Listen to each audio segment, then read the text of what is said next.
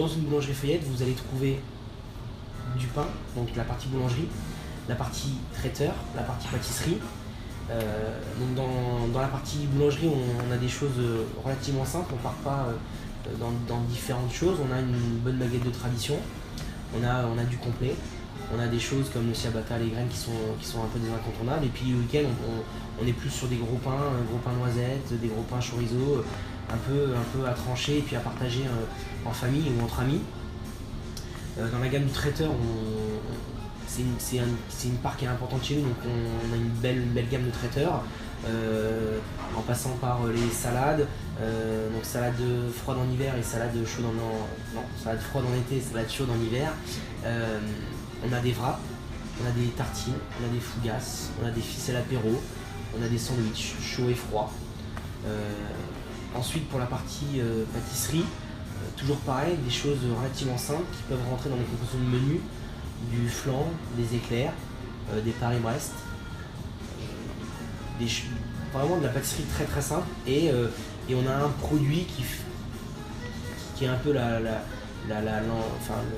base de Monsieur Feuillette, c'est les macarons, donc un produit un peu quand même haut de gamme et qui fait un petit peu aujourd'hui qui a fait notre réputation.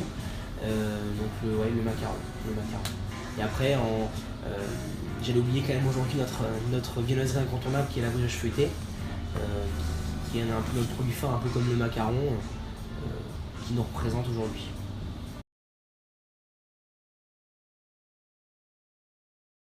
En pâtisserie, donc on a toujours une partie de la gamme qu'on renouvelle par rapport aux saisons principalement, comme la tarte aux fraises, on ne va pas en faire en octobre, on en fait qu'en été, enfin printemps-été. Et puis également, on a des produits en fonction de la créativité du pâtissier qui ne vont pas être renouvelés toute l'année. Et du coup, les pâtissiers, ça leur permet de s'éclater dans leur réalisation de recettes, et puis les clients ne se lassent pas.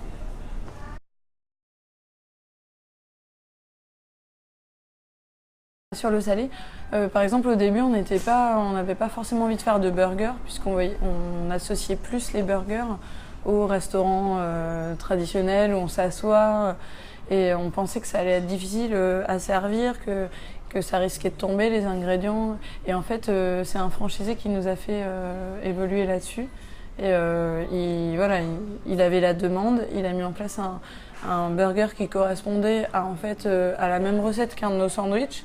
Mais le fait que ça soit présenté en burger, que ça soit moelleux, que les pains soient moelleux, eh bien en fait il nous a fait évoluer là-dessus et du coup toutes les boutiques en font maintenant.